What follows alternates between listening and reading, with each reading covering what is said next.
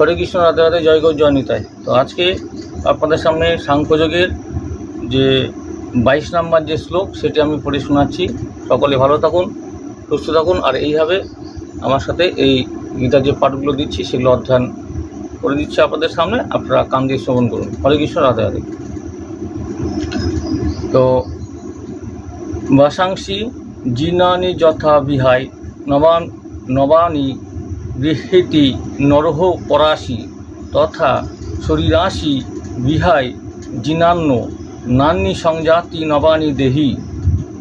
তো অনুবাদটি হলো, মানুষ যেমন জীর্ণ বস্ত্র পরিত্যাগ করে নতুন বস্ত্র পরিধান করে, দেহীও তেমনি জীর্ণ দেহ ত্যাগ করে যে নতুন দেহ ধারণ করে। অর্থাৎ আমাদের এই শরীরটি হচ্ছে যেমন যে যখন পুরাতন হয়ে যায় তখন আমাদের পরিত্যাগ করতে হয়। কীরকম কী টাইপের, যে যখন জামা কাপড় যখন ছিঁড়ে ফিরে যায় তো সেই সময় যখন আমরা নতুন বস্ত্র পরিধান করি, তো সেরকম আমাদের দেহটি, তো এই দেহটি যখন আমাদের বিকল হয়ে যাবে, যখন আর চলবে না, সেই সময় কিন্তু আমাদের এই দেহ পরিত্যাগ করে আবার নতুন দেহ সেটি ধারণ করতে হয়। সেটি অনুবাদটি এখানে বোঝা হলো। তাৎপর্যটি হলো যে পরমাণু সদৃশ জীবাত্মার এক দেহ ছেড়ে আর এক দেহ ধারণ করার যে তথ্যটি সর্বজন গ্রাহ্য। এমনকি আধুনিক যুগের বৈজ্ঞানিকেরা যারা আত্মার অস্তিত্বে বিশ্বাস করে না, যে অথচ যে হৃদয় থেকে সঞ্চালিকা শক্তির ব্যাখ্যাও দিতে পারে না, তারাও দেহের পরিবর্তনের কথা স্বীকার করতে বাধ্য। এই পরিবর্তনের ফলেই দেহে শৈশব, যৌবন ও বার্ধক্য দেখা দেয়। বার্ধক্যের পর আত্মা অন্য দেহ ধারণ করে। এই সম্বন্ধে পূর্ববর্তী শ্লোকেই যে 2:13 বিশদভাবে আলোচনা করা হয়েছে। পরমাত্মার যে কৃপার ফলে জীবাত্মা যে ভিন্ন ভিন্ন দেহ প্রাপ্ত হয়। একজন বন্ধু যেমন যে আরেকজন বন্ধুর মনোবাঞ্ছা পূর্ণ করে, পরমাত্মাও তেমনি যে অনু আত্মার মনোবাঞ্ছা পূর্ণ করে। যে মুন্ডক উপনিষদ ও যে শ্বেতাশ্বর উপনিষদের মতো বৈদিক শাস্ত্রসমূহে যে আত্মা ও পরমাত্মাকে একই গাছে যে বসে থাকা দুটি যে বন্ধুসুলভ পাখির সঙ্গে তুলনা করা হয়েছে, অর্থাৎ আত্মা ও পরমাত্মা। তো এই দুটোকে একই সঙ্গে একটি গাছের যেরকম বসে থাকে দুই বন্ধু, সেরকম হচ্ছে সেই বন্ধুর সঙ্গে তুলনা করা হয়েছে এখানে। তো তাদের মধ্যে একটি পাখি জীবাত্মা ও আর একটি হচ্ছে যে পাখি হচ্ছে শ্রীকৃষ্ণ, অর্থাৎ অন্য পাখিটি শ্রীকৃষ্ণ। একটি হচ্ছে জীবাত্মা, অর্থাৎ আমরা যে জীব, আমাদের মধ্যে যে জীব অর্থাৎ দেহ ধারণ করে আছি যে সেই জীব অর্থাৎ আত্মা, আর আরেকটি হচ্ছে অন্য পাখি হচ্ছে শ্রীকৃষ্ণ স্বয়ং। তো কেবল বন্ধুকে পর্যবেক্ষণ করে চলছে এই দুটি পাখি যে গুণগতভাবে যদিও এক, তবুও তাদের একজন জড়জাগতিক গাছের ফলের প্রতি আকৃষ্ট, আর একজন তার বন্ধুর কার্যকলাপ কেবল পর্যবেক্ষণ করে চলছে। অর্থাৎ এই যে দুটি পাখি বসে আছে, তো একটি তো আমাদের যেটা জীবাত্মা, সেটা হচ্ছে জড়জগতের সঙ্গে হচ্ছে যে সঞ্চালিত হচ্ছে, অর্থাৎ জড়জগতে যা ঘটছে বা ঘটবে তার সঙ্গে তার মিলিয়ে চলছে। এবং অন্য পাখিটি যে শ্রীকৃষ্ণ স্বয়ং, যে সেই হচ্ছে সব কিছু সঞ্চালন বা যে পর্যবেক্ষণ করে যাচ্ছে যে কি করছে সেই জীবাত্মা, অর্থাৎ সেই আত্মা কি করছে আর আগামী দিনে কি করতে যাচ্ছে, সেইগুলো কিন্তু সব একদম পুঙ্খানুপুঙ্খভাবে সে কিন্তু বিস্তারিতভাবে সব দেখছে। তো তবুও যে তাদের একজন প্রভু ও অন্য যে ভৃত্য, তবুও তাদের একজন প্রভু, একজন হচ্ছে ভৃত্য। তো পরমাত্মার সঙ্গে তার এই সম্পর্কের কথা ভুলে যাবার ফলেই জীবাত্মা এক গাছ থেকে আর এক গাছে অথবা এক দেহ থেকে অন্য এক দেহে ঘুরে বেড়ায়। এই যে পরমাত্মা কি বলছে এখানে এই সম্পর্কে, যে আত্মা কি বলছে পরমাত্মা, অর্থাৎ পরমাত্মার সঙ্গে এই সম্পর্কের কথা ভুলে যাবার ফলে কি, যে পরমাত্মা যে আছে অর্থাৎ স্বয়ং যে ঈশ্বর, তার যে কথা ভুলে গিয়েই যে জীবাত্মা অর্থাৎ জীব, এই যে আত্মা আমাদের শরীরের মধ্যে আছে, এই আত্মা কী করছে, এক দেহ ছেড়ে অন্য দেহ ধারণ করছে, ওই দেহ ছেড়ে আবার আর এক দেহ ধারণ করছে, এরকম করে কন্টিনিউ চলতেই আছে। তো এইভাবে এই পরমাত্মাকে ছেড়ে দিয়ে, তার চিন্তাভাবনা ছেড়ে দিয়ে, মানে ঈশ্বরের চিন্তাভাবনা ছেড়ে দিয়ে সে একটা দেহ ধারণ করে একটি ছাড়ছে, আরেকটি ধরছে, আরেকটি ছাড়ছে, এইভাবে কিন্তু কার্য অর্থাৎ কালক্রমে কিন্তু এইভাবে ধারাবাহিকভাবে চলে যাচ্ছে। তো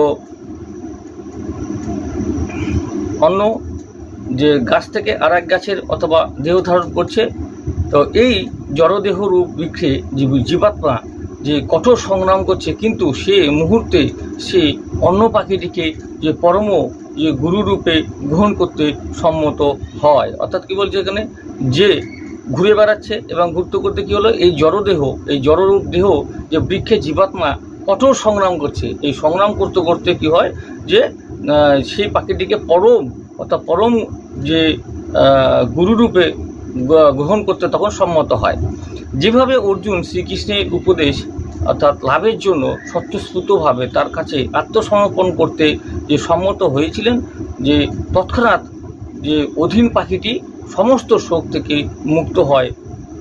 এ বলছে এখানে শ্রীকৃষ্ণ যখন স্বয়ং স্বতঃস্ফূর্তভাবে তার কাছে কি বলছে এখানে, যে অর্জুন যখন শ্রীকৃষ্ণের সামনে যখন স্বতঃস্ফূর্তভাবে একদম স্বতন্ত্রভাবে যখন আত্মসমর্পণ করেছিল, সেই সময় তৎক্ষণাৎ কিন্তু সেই পাখিটি কিন্তু সমস্ত শোক থেকে সে কিন্তু মুক্ত হয়ে যায়। এটি কিন্তু এই 22 নম্বর শ্লোকে এটি হচ্ছে মেন হচ্ছে বিষয়বস্তু, এবং এটি হচ্ছে এখানে বলা হয়েছে। তো সামনে বৃক্ষে যে পুরুষ নিমগ্রহ নিশায় সচিত মুহ্যমান জুষ্টং জর্দা পশ্চান্ন মি সমস্য যে মহি মানমিতি বিত শোক।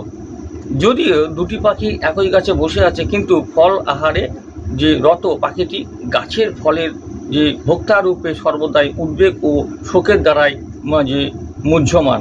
কিন্তু যদি সে একবার যে তার নিত্যকালের বন্ধু পরমেশ্বর ভগবানের দিকে ফিরে তাকায় যে এবং তার মহিমা উপলব্ধি করে, তবে তৎক্ষণাৎ তার সমস্ত শোকের অবসান হয়ে যায়। অর্জুন এখন তার নিত্যকালের বন্ধু ভগবান শ্রীকৃষ্ণের দিকে ফিরে তাকিয়েছেন এবং তার কাছ থেকে যে ভগবদ্গীতার তথ্য জানতে পারছেন। এইভাবেই ভগবান শ্রীকৃষ্ণের কাছ থেকে শ্রবণ করার ফলে তিনি ভগবানের পরম মহিমা উপলব্ধি করতে পারেন এবং সমস্ত শোক থেকে মুক্ত হতে পারেন। ভগবান এখানে অর্জুনকে উপদেশ দিয়েছেন তার বৃদ্ধ পিতামহ ও শিক্ষকের যে দেহগত পরিবর্তনের জন্য শোক না করতে, যে পক্ষান্তরে সেই ধর্মযুদ্ধে প্রাণত্যাগ করার ফলে তাদের বিভিন্ন দেহগত কর্মফলের প্রভাব থেকে অচিরেই তারা মুক্ত হবেন বলে তার যে সুখী হওয়া উচিত। যে যজ্ঞ বেদিতে অথবা ধর্মযুদ্ধে আত্মোৎসর্গ করলে তৎক্ষণাৎ সমস্ত কর্মের প্রভাব থেকে মুক্ত হওয়া যায় এবং উচ্চতর জীবন লাভ করা যায়। সুতরাং অর্জুনের শোক করবার কোনো কারণ ছিল না। তো এই হচ্ছে মূল বিষয়বস্তু, অর্থাৎ 22 নম্বর শ্লোকে এইটুকুই বোঝাচ্ছে যে যখন যুদ্ধক্ষেত্রে যখন শ্রীকৃষ্ণ অর্জুনকে এই কথাগুলো তাকে বুঝিয়ে দিচ্ছিল, যে হচ্ছে গুরুজনরা আছে তাকে তুমি যে মারতে পারছো না কিসের জন্য, তো হাজার হলো তোমার আত্মীয়, কিন্তু তো আগে থেকেই তো সে তাকে অর্থাৎ শ্রীকৃষ্ণ স্বয়ং তো মেরে রেখেছে, তোমার তো শোক করার কোনো কারণ নেই। অর্থাৎ তারা যে সদ্গতি যে প্রাপ্ত হবে সেটি কিন্তু ভালোর জন্যই, এবং তারা উচ্চগতিতে আরও কিন্তু যে লাভ করবে, তাদের আত্মা যে এক দেহ থেকে বের হয়ে যায় আর একটা নতুন দেহ ধারণ করবে এবং তারা কিন্তু উচ্চগতিতে লাভ করবে। তো স্বয়ং তো শ্রীকৃষ্ণ এখানে তার সঙ্গী ছিল এবং যে যুদ্ধক্ষেত্রে তার সঙ্গে ছিল এবং তার সারথী হিসাবে কাজ করেছে এখানে, এবং সমস্ত উপদেশ এই গীতার মাধ্যমে কিন্তু সেই কুরুক্ষেত্রের যুদ্ধের হচ্ছে যে মাঝখানে সেখানে কিন্তু এই যে উপদেশগুলো এগুলো কিন্তু অর্জুনের সঙ্গে যে সামনে বলেছিল। সেই জন্য কিন্তু লাস্টে কিন্তু অর্জুন যখন শোকাহত হয়ে অর্থাৎ সব কিছু ভুলে গিয়ে তার চরণে যখন ঠাঁই নিল, তখন কিন্তু সব শোক থেকে সে মুক্ত হয়ে গেল, যে তুমি যুদ্ধ করো এবং কোনো চিন্তা নেই, আমি আছি, যে সমস্ত কিছুই যা ঘটবে এবং আগামী দিনে সেগুলো সবই ভালো হবে, এবং এরা যে মৃত্যুবরণ করবে তোমার হাতে শুধুমাত্র নামমাত্র, তো আমি তো তাদেরকে আগে থেকে মেরে রেখেছি, এর জন্য তোমার কোনো ভয়ের কারণ নেই, তুমি নিশ্চিন্তে তুমি তোমার যুদ্ধ চালিয়ে যাও, তোমার দায়িত্ব তুমি পালন করো। তো এই হচ্ছে 22 নম্বর শ্লোক ছিল, অর্থাৎ সাংখ্যযোগে। তো শ্রীমদ্ ভগবত গীতার এই দেখতেই পাচ্ছেন এই পাঠটি আর কি তৈরি আমি করে শোনালাম, এবং আগামী দিনে আরও যে পাঠগুলো সেগুলো নিয়ে আসবো। সঙ্গে থাকুন, দেখতে থাকুন। হরে কৃষ্ণ, রাধে রাধে, জয় গুরু, জয় নিতাই। আর এইভাবে আমাদের চ্যানেলকে অবশ্যই সাপোর্ট করুন। বিভিন্ন ভক্তিমূলক অনুষ্ঠানগুলো এই চ্যানেলের মাধ্যমে পেয়ে থাকবেন, আপনারা অবশ্যই দেখবেন। রাধে রাধে, সকলে ভালো থাকুন, সুস্থ থাকুন, জয় গুরু, জয় নিতাই। হরে কৃষ্ণ, রাধে রাধে।